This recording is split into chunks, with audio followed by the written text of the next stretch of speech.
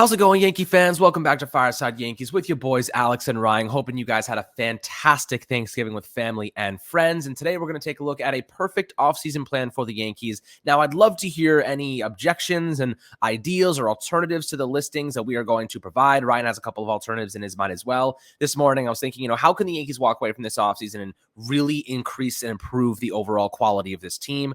And the moves that I put in place, I think, foster additions, big ones at that, and allow the Yankees to really add some serviceable and productive pieces for the 2023 season and beyond. But Ryan, before we dive into my perfect plan here, how you doing today, my friend? How was your Thanksgiving? My Thanksgiving was great. I think, again, I put up one of the greatest Thanksgiving performances you could put up. I put down a lot of food, which is success in my book. But, the Yankees, this is going to be an interesting offseason. I think, obviously, there's the big Judge question, and there are a lot of other moves that this team can make. But I'm really interested and excited to hear what you've got in store for this offseason plan, because I think we've talked about plenty of free agents throughout the course of the offseason so far. And as the winter meeting starts to ramp up, we're going to start seeing some traction and see kind of where the Yankees decide to go in terms of routes for this offseason, or lanes for the offseason. Absolutely. So let's dive into the first one right off the bat, is retaining Aaron Judge. That is the number one thing the Yankees have to do. They have the money for it. And right now, Judge is currently on the West Coast with the San Francisco Giants and potentially looking to visit with the Los Angeles Dodgers. Now, apparently the Giants were elated. That's the word that John Heyman used to describe his experience and all the stops they pulled out to impress Judge. Obviously, he grew up in California.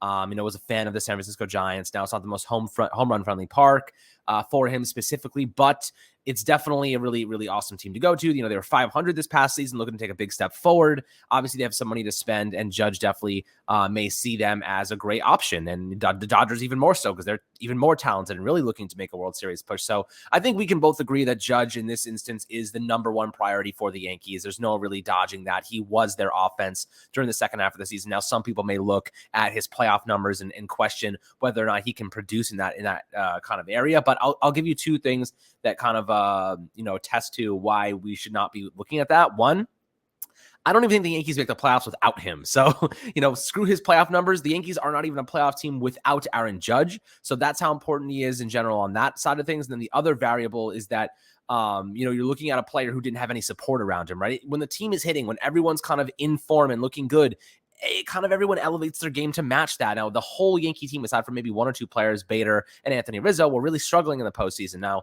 Judge is looking for a deal over $300 million. He's going to get it. It's just a matter of how many years. I think maybe $320 million over 8 years seems to be the sweet spot for Judge and the Yankees. That probably will be around where they land. But Ryan, what are your thoughts on Judge in the first step of perfecting this offseason? I think that's pretty clear cut that Judge is the number one priority. Yeah, you mentioned, if I have any alternatives, or, if I think of a different direction. But if you think of a different direction outside of Aaron Judge, I think you're wrong. That's just the only way I can put it. Here are the number of players who have a higher WAR than Aaron Judge, according to Fangraphs, since 2017. That's the list. The list is no one. There's not a single player. Since Aaron Judge's breakout rookie season, no one has been better at the sport of baseball than Aaron Judge. No one has provided more value than Aaron Judge. No one is more important to their franchise than Aaron Judge is to the New York Yankees. I asked people, where did the Yankees expect to, where were the Yankees revenue, their Yes Network? I mean, how many viewers do you think they got just because of the 62 chase? All right. When I'm watching games late in September and early October, I was watching for Aaron Judge. Oswaldo Cabrera as well, but that's because I'm a diehard Yankee fan. But if you're for the average Yankee fan, there are people who don't watch the Yankees who are posting the Judge 62 home run. All right, he is a national icon. He is the New York Yankees' best player. If you think the Yankees should sign someone else, if you think the Yankees can, 2013, a lot of people say, oh, when they didn't sign Cano and they signed a bunch of other free agents. Don't compare Robinson Cano to Aaron Judge. Aaron Judge is clearly better. Don't compare signing Carlos Correa to Aaron Judge. Aaron Judge is clearly better. Don't compare Brandon Nimmo to Aaron Judge. That's disrespectful. Stop. Don't disrespect Aaron Judge, please. Save us all. I'm not going to get into this too much, because the Yankees need to sign Aaron Judge. There's no other way to put it. Aaron Judge is the best player in baseball. They need to sign him. There's no debate about it. There's no alternative. There's no if they do this. There's no they shouldn't sign him. The Yankees should sign Aaron Judge. It's blasphemy to suggest otherwise. I would 100% agree. And the second step to really perfecting this offseason, I think that you can never have enough great starting pitching. And with that being said, the Yankees have been in contact with Carlos Rodon, Justin Verlander, and what's his name? Kodai Senga from Japan. So, there's a lot of really good talent the Yankees could go and look at. And Jacob deGrom as well. They also looked in trying to get a medical on his situation. So the Yankees have really invested some time and energy into looking at that starting pitching market. Rounding out this rotation with a star like one of those guys would make them arguably the best rotation in baseball, in my opinion. You're looking at Verlander is my preference, right? If the Yankees have a choice, I think you go Verlander, mainly because you're looking at higher money over shorter years, and he just won a Cy Young award, okay? This isn't like you're going to have to sign Rodon to a 6-7 year deal. This is like you can go, and even deGrom maybe will settle for a 3-year contract with high money in lower years because, he's coming off a couple of injury-riddled seasons, hasn't pitched to over 100 innings in 3 years. So, I think that Verlander, though, is probably the best option. He is a playoff monster, or at least, it traditionally back in the day. This past season, playoffs weren't so hot for him, but regular season, he was absolutely on fire. I think he maybe just ran out of gas a little bit coming off Tommy John surgery. But maybe you mitigate his innings a little bit more with guys like Domingo Germán and Clark Schmidt, as we talked about Schmidt a couple days ago specifically. But Verlander, in my opinion, he wants a Max Scherzer type deal, which is like 3 years, $40+ million per year. I don't think he gets that. I think he's a little bit too old at 39 to get that type of money and that type of commitment. I think you're probably looking more so at the 35 million over for 3 years, maybe with a player option after the second season. So I think you can probably reduce that a little bit, but my next step would be Verlander. That's the guy that I'm looking at saying you pair him with Garrett Cole, Frankie Montas, Luis Severino, Nestor Cortez. There's no weaknesses, right? Montas is probably your biggest question mark. And at this point in time, he's coming off a really good season with Oakland. I think he bounces back next year. I think he probably was a little bit injured. I think that shoulder injury was still bothering him when he came to the Yankees. They tried to mess with him in his fundamentals a little bit and it just re-aggravated it. So I think he bounces back and has a pretty solid campaign for the Bombers. And all those other guys that we named, Nestor Cortez, Luis Severino, Garrett Cole, obviously fantastic pitchers. Adding Verlander to that equation, there's no weaknesses across that entire 5-man spot. So Verlander, in my opinion, that's the way you go. That's the direction you go in. High money. It comes off the books in a couple seasons. And once you get rid of Aaron Hicks and Josh Donaldson, there's more cash flow to open up. Hal-Steimer is going to have to push into the second subcharge, which is 42.5% subcharge after the luxury tax threshold. Last year, they were in the 12%er. I think that you have to keep going. You have to push into that second tier at this point in time. You can't let the Mets, you can't let these teams outbid you. You're the Yankees, for goodness sake. You're one of the most valuable teams in the history of sports ever. You can't be pussyfooting in the financial category. So, Ryan, when you're looking at this situation, what are your thoughts on Verlander and some alternatives? Yeah, so here's the thing with Justin Verlander, right? And I know a lot of people are going to push back on the age. I completely understand. And I think playoff performances sometimes hold on into people's memory a little bit too much. Like, I think Max Scherzer, as you mentioned, Verlander might want a Scherzer contract. I think Scherzer's value took a hit from the postseason in a way that it probably shouldn't have, because it is a one-start sample. It's a very small sample. It's very hard to gauge the value of a player on a start-to-start basis. This isn't the NFL where, like with a quarterback, you can actually go game by game and say, hey, this is a concerning trend here. But for Verlander, I mean, I don't even think it's arguably. I think that he would easily have the best rotation in baseball with Garrett Cole and Justin Verlander at the top of the rotation. Do I think it happens? Probably not. I know Heyman reported the Yankees aren't too confident in getting Verlander. Do I really like Verlander? Absolutely. I would push back and say that, if I'm going to splurge, I think I would prefer to get a shortstop. I know this sounds crazy with the infield situation, but if I sign a guy like Trey Turner or Carlos Correa, and those are two different players, but two equally good players. Turner provides me more speed. Correa provides me ridiculous power. Correa, I think, can go out and hit 30+ home runs in a given season. Turner can go out, be the best base stealer in baseball. So it depends on kind of what the Yankees are looking for. But you can now trade Peraza for a starter. And if you look at the Pablo Lopez's of the world, maybe not a Pablo Lopez, maybe that's not someone you want to trade Peraza for. But if you look at even a Brandon Woodruff, or maybe you go out and you try to trade him for a Brian Reynolds, and you no longer have to sign an outfielder, right? There are definitely lanes you can be a little more, willing to trade a guy like Peraza if you were to sign a shortstop instead of a starting pitcher. But I don't think there's a wrong answer here. Whereas with Judge, I think there was a wrong answer. It's don't sign Judge. That's a wrong answer.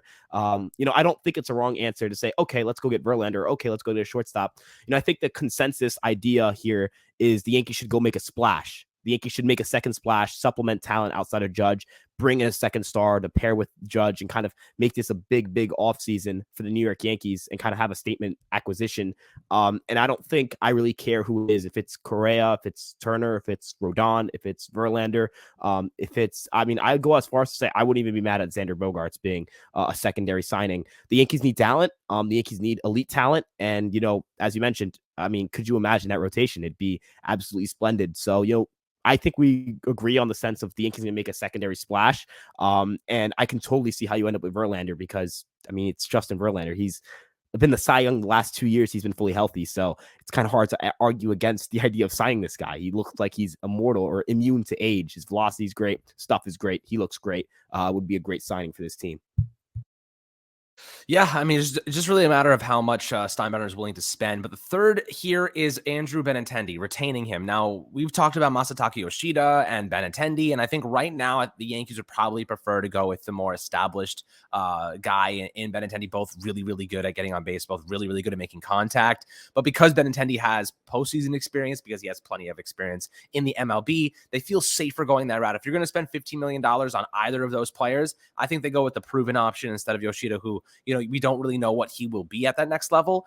He could be even better, but I think that's just a more conservative approach going with Benintendi, especially because they've already seen what he could do with the Yankees, especially when he gets hot, multiple base hits a game over a couple of games, a nice stretch before the injury. But, 28 years old, he's a tremendous young player. And in his prime. And I think right now the Yankees probably say, let's go with him. Let's make this our everyday left fielder.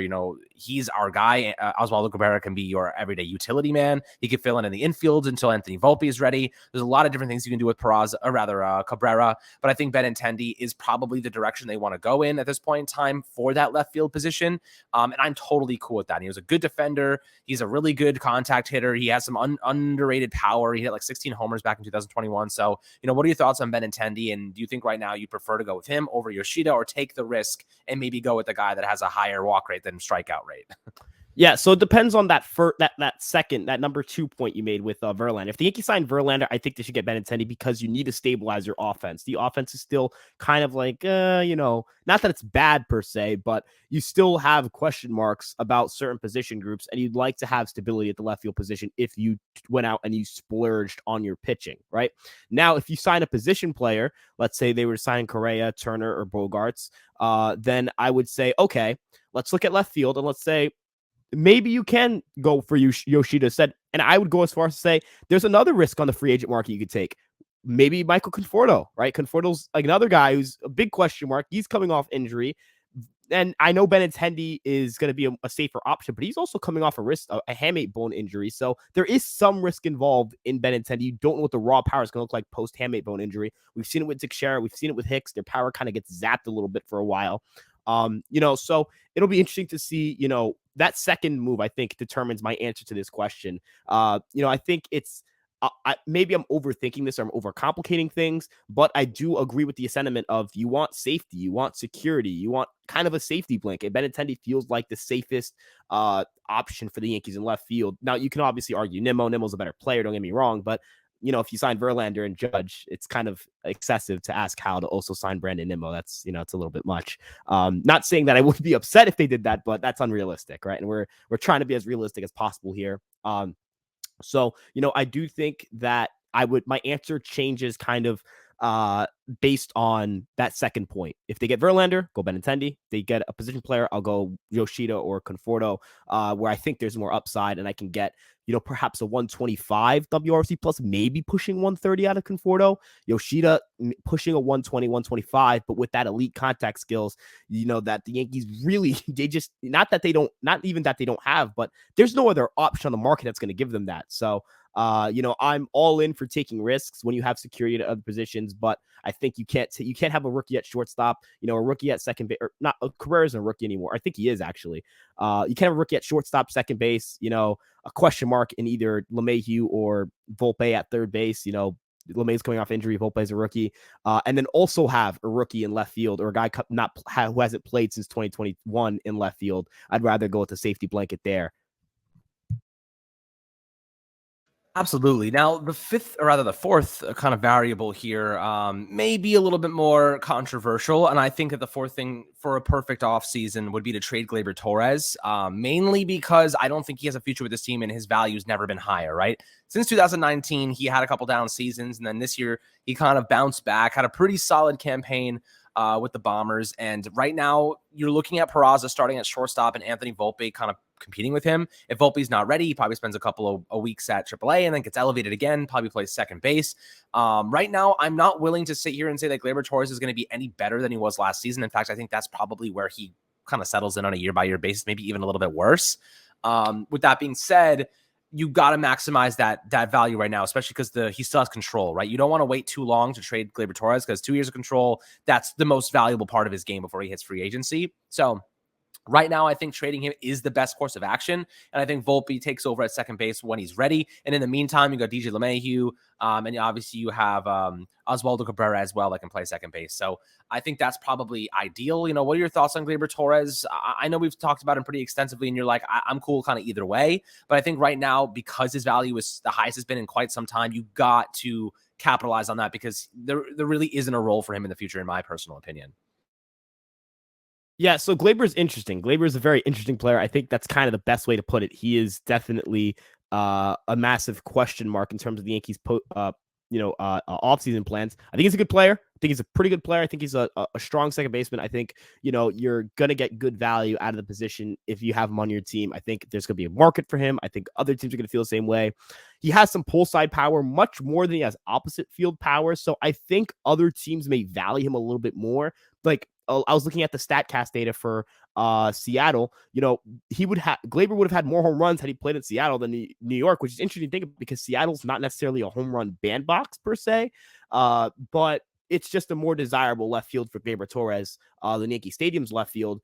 I could definitely see an argument both ways. I lean more towards moving Gleyber, and we kind of feel the same way for the same reasons. Get value back for Gleyber, and also, unfortunately, Gleyber is making quite a bit of money now, and the Yankees need to find ways to, stay financially flexible if they want to have a big offseason. So Gleyber is going to give you positive value in return. You get to move some money around, which benefits. And also, I think for Gleyber, it'd be a good change of scenery. Kind of go out and be a team's 3-hitter, and not have to worry about if you slump, you're going to be slid down to like the 7th or 8th spot. I think it's a good opportunity for both teams. And I'd love to see Gleyber succeed in New York. And I think he can succeed in New York. I think he's a very talented player, but I feel like I'm leaning more towards trading him at this point. Yep, I would agree. And the fifth one here is pretty much straightforward. I think we can all agree on this one. Offloading Josh Donaldson and Aaron Hicks. Josh Donaldson's counting $21 million, and Aaron Hicks is counting $10.5 million. And now Donaldson also has an $8 million buyout in 2024. So right now, getting rid of those contracts is the number one priority for me. Those two guys together pays for Verlander, right? You're probably not getting rid of their entire deals, but if you can recoup a little bit of salary space, maybe even half of each of those contracts, that pays for Benintendi alone or half of Verlander, and then they're gone next year. You know what I mean? Their contracts are now done, and or rather Hicks, maybe you have to take on some cash down the road too. But at the same time, Donaldson's 21, actually more than that. It's really 30 million because of the $8 million buyout. That money all comes off the books at some point, and it kind of goes reinvested right into another asset. So obviously, I kind of get the sense that everyone's on board with this, Ryan. What are your thoughts on offloading Donaldson, offloading Hicks? I feel like it's pretty straightforward. Yeah, both are players the Yankees can improve upon. Both are players that are overpaid, and both are players that are going to be tough to move on from in terms of you have to package something to give another team extra value, or you have to eat up some of that money, which I think any money you can save on those two contracts is worth saving. I think I can live with Aaron Hicks on the bench. I can live with Donaldson on the bench just because I look at Hicks as like a 95 WRC plus hitter with plus defense in the corner outfields and decent speed. I look at Josh Donaldson as a third baseman who can't hit and can't run. And also, I mean, there are just the constant. I feel like the difference with Hicks and Donaldson is I've never had to worry that Aaron Hicks is going to hit a ball to right field, stare at it, and then get thrown out at first base. I've never had to really worry about that with him. He has his boneheaded plays. Everyone has their boneheaded plays, and you highlight those boneheaded plays more when a player's struggling. But I feel like I don't have to worry as much about Aaron Hicks being a bonehead or being, an idiot on the field more than I have to worry about that with Donaldson. And I think that you can't quantify that, but I think for as a manager, for the rest of the team, just as a look, it's a bad look to have a third baseman who, I mean, especially in the postseason, this didn't just happen, in those games against the Orioles in September. This happened, in the ALDS. That was terrible. That was unacceptable. He sat there and got thrown out at first base. If he didn't get thrown out, if the Yankees lose by 1 run, and I'm pretty sure he would have scored on a double hit by IKF. I think IKF hit a double right after. Imagine if the Yankees lost that 1 run and the Yankees were sitting, they would have lost in 4 games in the ALDS. We would have been knocked out around earlier than we did. What's the conversation there, right? Josh Donaldson puts his teammates at risk. He puts the team at risk. Aaron Hicks, I think you can kind of tuck him away for a little bit and, hope that maybe when he's at 2 years, $20 million of contract left, he's a little bit easier to move. I think you have to move Josh Donaldson. You absolutely have to. That has to be the priority. I can live with Hicks as a bench player. I can't live with Donaldson as a bench player. He doesn't provide any value off the bench. Not a good starting third baseman. Just all around a mess. So that's how I feel about the batter. All right. Well, guys, I'd love to hear your perspectives below on all of these different variables that we've presented to you. And just to kind of overview them once again, retaining Aaron Judge, signing Justin Verlander, retaining Andrew Benintendi, trading Gleyber Torres, and offloading Josh Donaldson and Aaron Hicks. Those are the primary kind of variables that I think, make the most sense in terms of perfecting this offseason. But always happy to see what you guys have to say. As always, my friends, make sure to like, subscribe, enjoy the holiday weekend, stay safe out there, and we'll catch you guys on the next Fireside Yankees episode.